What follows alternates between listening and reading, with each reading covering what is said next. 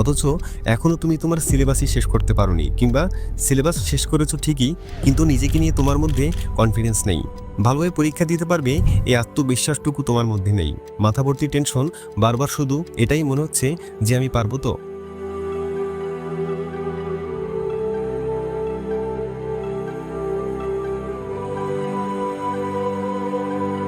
থাক, এর চেয়ে আর গভীরে না যাই। এক কথায় তোমাকে জানিয়ে দিতে চাই, তুমি পারবে। এক মুহূর্তের জন্য তুমি তোমার চোখ দুটি বন্ধ করে ভেবে দেখেছো তোমার উপর তোমার বাবা মা কতটা আশা নিয়ে বসে আছে? তারা তো এটা ভেবে বসে আছে যে তোমার পড়াশোনা ঠিকঠাকই চলছে, তাই তো তোমাকে নিয়ে তাদের এত আশা, এত এক্সপেকটেশন। কষ্ট করে মাথার ঘাম পায়ে ফেলে রোজগারের টাকা তোমার বাবা মা তোমার পড়াশোনার পিছনে ব্যয় করছে। তুমি তোমার পড়াশোনার 12টা বাজিয়ে এতদিন ধরে সময় নষ্ট করে এসেছো, তাহলে তাদের মনের অবস্থা কেমন হবে একবার সেটা চিন্তা করে দেখেছো? তাই তোমাকে পারতেই হবে। আর কারোর জন্য না হোক, অন্তত তাদের কথা চিন্তা করে হলেও তোমাকে পারতে হবে, যারা তোমার উপর এক্সপেকটেশন নিয়ে বসে আছে। আর আমি জানি তুমি অবশ্যই পারবে, কারণ ইউ আর দ্য বেস্ট। তুমি সবার সেরা।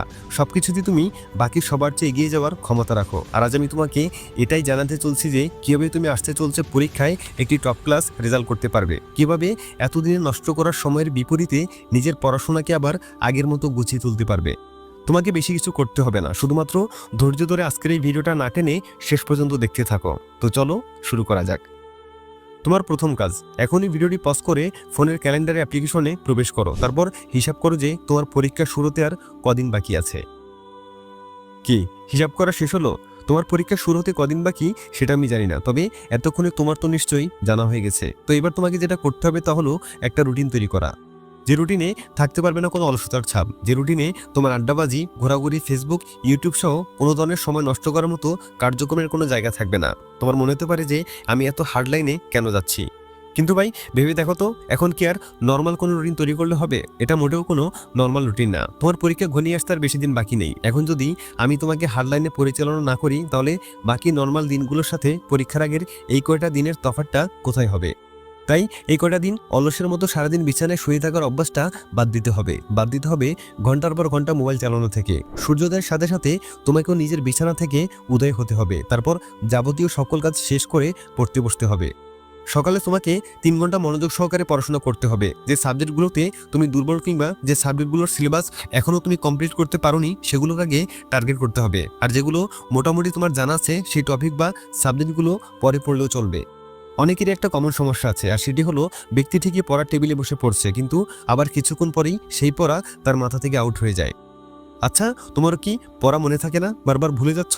না ভাই, তুমি একা নও, তোমার মতো আরও অসংখ্য মানুষ এই সমস্যার ভুক্তভোগী। কিন্তু এই সমস্যার সমাধান আমার কাছে আছে। তোমাকে আজ আমি এমন কিছু টিপস এবং কৌশল শেখাতে যাচ্ছি যা তোমাকে পড়া মনে রাখতে সাহায্য করবে। কৌশলগুলো হলো, শুধু চোখ বুলে যাওয়ার বদলে প্রতিটি বাক্য বুঝে পড়ো। গুরুত্বপূর্ণ পয়েন্টগুলো হাইলাইট করে রাখো বা নোট করে রাখো। একটি পড়াকে বারবার পুনরাবৃত্তি করো। যত বেশি পুনরাবৃত্তি করবে তত বেশি মনে থাকবে। 1 দিন পর, 7 দিন পর এবং 30 দিন পর পড়া রিভাইজ করার চেষ্টা করো। নতুন জিনিসকে পুরনো জিনিসের সঙ্গে যুক্ত করো। যেমন একটি নতুন তথ্যকে তোমার পরিচিত কোনো ঘটনার সাথে কানেক্ট করো। একটির সাথে অন্যটি তুলনা করে দেখো। এটাও তোমাকে খুব সহজে যে কোনো কিছু মনে রাখতে সাহায্য করবে। ভিজুয়ালাইজেশন করতে হবে। পড়ার সময় বিষয়বস্তু কল্পনা করার চেষ্টা করো। ছবি আঁকো বা ডায়াগ্রাম তৈরি করো। এগুলোর পাশাপাশি মস্তিষ্ককে শার্প এবং পড়া মনে রাখতে তোমাকে নিজের লাইফেও কিছু চেঞ্জ আনতে হবে। পড়া মনে রাখতে শুধু কৌশল নয়, সুস্থ জীবনযাপনও জরুরি। পড়া মনে রাখার জন্য ঘুম অত্যন্ত গুরুত্বপূর্ণ। রাতে 6 থেকে 8 ঘন্টা ঘুম নিশ্চিত করতে হবে। ফল, সবজি, বাদাম জাতীয় খাবার খেতে হবে, কারণ এগুলো স্মৃতিশক্তি বাড়াতে সাহায্য করে। টানা অনেকক্ষণ পড়ার বদলে 25 থেকে 30 মিনিট পর 5 মিনিটের বিরতি নাও। এটি ব্রেনকে রিফ্রেশ করবে। চাইলে 40 মিনিট রুলসে অ্যাপ্লাই করতে পারো। বন্ধুরা, পড়া মনে রাখা একটি অভ্যাস, এটি কোনো মিরাক্কেল নয়, বরং নিয়মিত চর্চা। তুমি যদি পরিশ্রম করো, তোমার ব্রেন অবশ্যই তোমাকে সেটার প্রতিদান দিবে। প্রতিটি ভুল তোমাকে নতুন কিছু শেখাবে। ভুলে যাওয়া মানে ব্যর্থতা নয়। যখন তোমার পরিবার, আত্মীয় স্বজন, বন্ধুবান্ধব, ক্লাসমেট, শিক্ষক কিংবা পুরো পৃথিবীর সবাই তোমার উপর নিজেদের বিশ্বাস আর রাখতে পারবে না, যখন তারা সবাই এটা ভাবতে শুরু করবে যে তোমার দ্বারা আর হবে না, তখন তুমি লাইফে যে কামব্যাকটা দিবে সেটাই হবে তোমার লাইফের সেরা একটি কামব্যাক।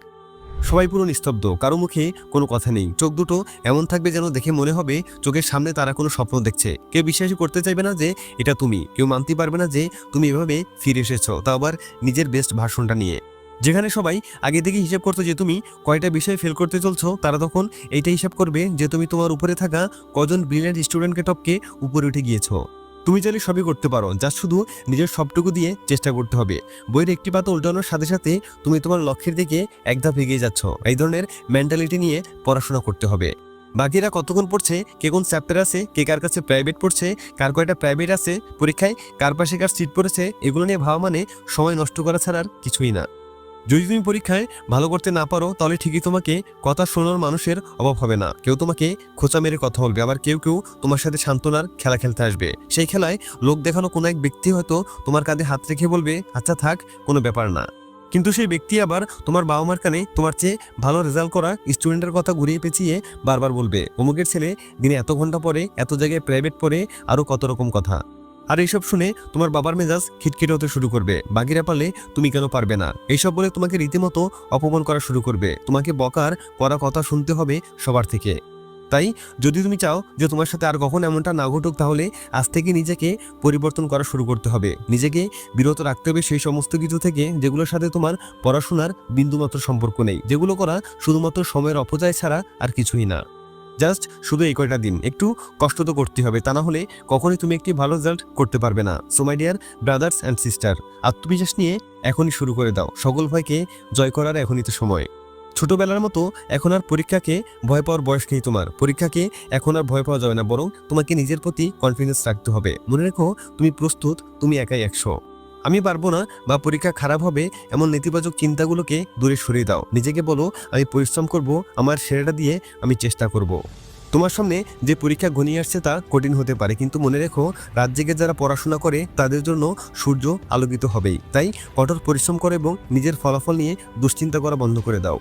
আর হ্যাঁ, পরীক্ষা হলো জীবনের একটি অংশ, পুরো জীবন নয়। তাই ফলাফল যাই হোক না কেন, আগে নিজেকে ভালোবাসতে হবে। নিজের জীবনের মূল্য সবার আগে। বেঁচে থাকলে জীবন অনেক পরীক্ষার সুযোগ তুমি পাবে, কিন্তু একটা পরীক্ষার ফলাফলের উপরে ভিত্তি করে নিজের মূল্যবানের জীবনের সাথে উল্টোপাল্টা কিছু কখনোই করবে না। তুমি যদি তোমার সেরাটা দাও তাহলে কেউ তোমাকে থামাতে পারবে না। পরীক্ষা হলো একটি যুদ্ধের ময়দানের মতো, আর সেই ময়দানে তুমি একজন যোদ্ধা। তোমাকে একা লড়াই করতে হবে এবং নিজের লক্ষ্যের দিকে এগিয়ে যেতে হবে। তাই দেরি না করে আজ এখন এই মুহূর্ত থেকে শুরু করে দাও।